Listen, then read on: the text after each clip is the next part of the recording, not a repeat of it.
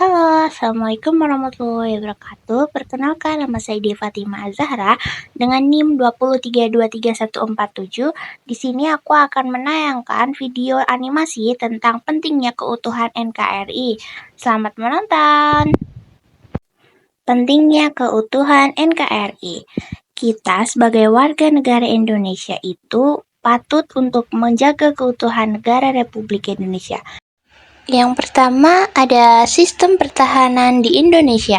Seperti yang kita ketahui bahwasanya sistem pertahanan di Indonesia ini sangat beragam sekali ya teman-teman.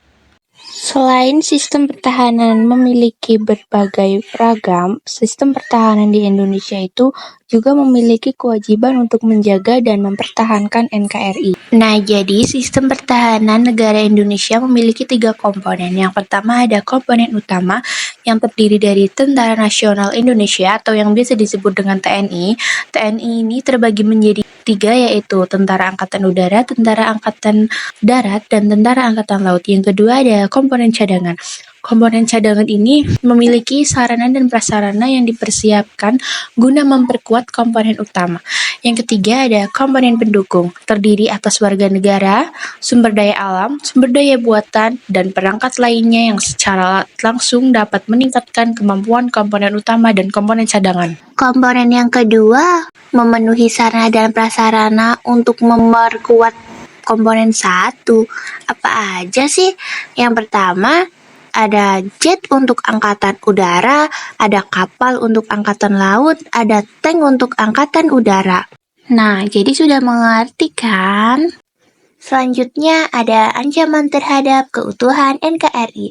Kita sebagai warga negara kesatuan Republik Indonesia harus tahu apa saja ancaman terhadap keutuhan NKRI agar senantiasa kita menghindari ancaman-ancaman tersebut.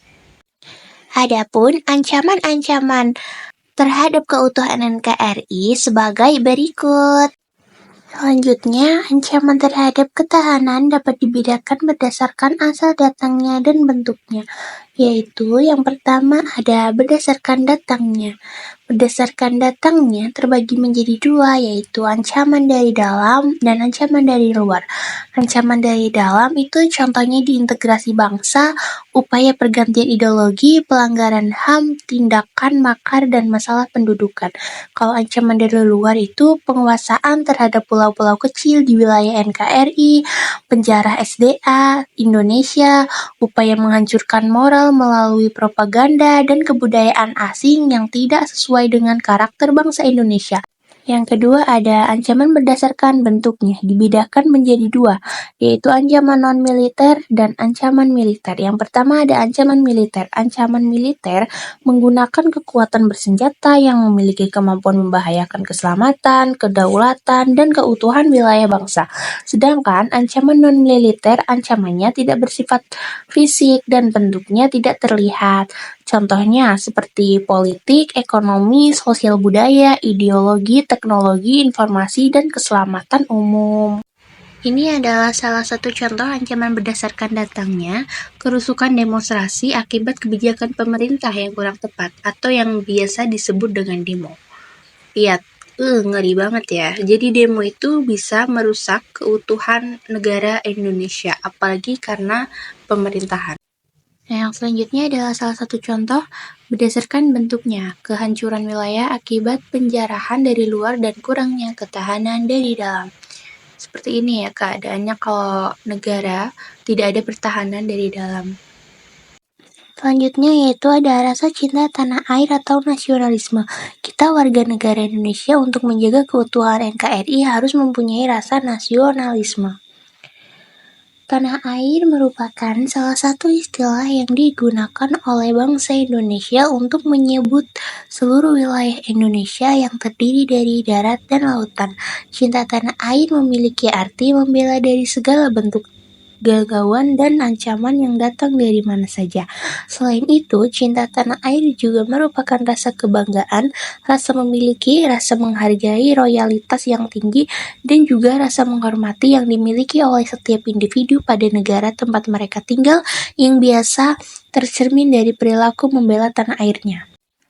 Agar kita memiliki jiwa nasionalisme, kita harus mencintai tanah air kita terlebih dahulu. Dalam mencintai cinta tanah air, kita harus memiliki beberapa yang meliputi: satu, menjaga tanah air dan seluruh ruang wilayah Indonesia, memberikan kontribusi dan kemajuan terhadap Indonesia, dan mencintai produk dalam negeri dan budaya serta kesenian Indonesia. Nah, siapa nih yang sukanya barang-barang dari luar negeri? Mulai sekarang, lebih mencintai produk dalam negeri ya. Yang kedua, ada kesadaran berbangsa dan bernegara yang meliputi: satu, memiliki kesadaran beragama suku, budaya, adat istiadat, agama, dan bahasa. Yang kedua, ada melaksanakan hak sebagai warga negara sesuai peraturan perundang-undangan yang berlaku. Yang ketiga, berpartisipasi menjaga kedaulatan bangsa dan negara. Selanjutnya ada yakin pada Pancasila. Kita sebagai warga negara, Pancasila itu kan sebagai pedoman hidup kita, sebagai pedoman negara. Nah, kita itu harus yakin pada Pancasila. Meliputi apa saja? Yang pertama, memahami nilai-nilai dalam Pancasila. Yang kedua, menjadikan Pancasila sebagai pemersatu bangsa. Yang ketiga, ada setia pada Pancasila dan meyakini sebagai dasar negara. Untuk keutuhan negara, kita warga Indonesia, selain harus mencintai tanah air, kita juga harus memiliki jiwa patriotisme atau jiwa kepahlawanan.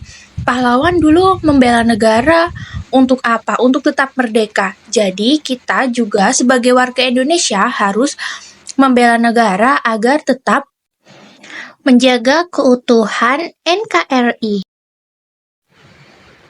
Bela negara di Indonesia. Tujuan bela negara jelas udah pada pembukaan Undang-Undang Dasar 1945, yaitu melindungi segenap bangsa dan seluruh tumpah darah Indonesia. Sudah tidak asing bukan kalau dengar pembukaan Undang-Undang Dasar? Udah pasti dong, tidak asing lagi. Kedua, rela berkorban, bersedia mengorbankan waktu, tenaga, pikiran, dan harta benda untuk kepentingan umum serta mengorbankan jiwa raga bagi kepentingan bangsa dan negara ketika Ibu Pertiwi memanggil. Jadi kita harus siap siaga ya kalau kita ingin memiliki jiwa patriotisme. Nah, untuk rasa bela negara, kita memiliki kemampuan awal yang pertama secara psikis atau mental, yaitu memiliki sifat disiplin, ulet, menaati aturan, tahan uji, dan pantang menyerah untuk mencapai tujuan nasional. Dan yang kedua ada secara fisik atau secara jasmani, yaitu memiliki kondisi kesehatan dan keterampilan yang dapat mendukung kemampuan awal pencapaian tujuan nasional. Oke, terima kasih buat kalian semua yang sudah menonton sampai akhir. Jika ada yang mau ditanyakan atau mau tahu suara siapa sih lucu banget itu, bisa mampir ke sosmed aku ya. Ada TikTok, IG, dan Facebook. Bye-bye teman-teman. Terima kasih. Jangan lupa subscribe ya. Wassalamualaikum warahmatullahi wabarakatuh.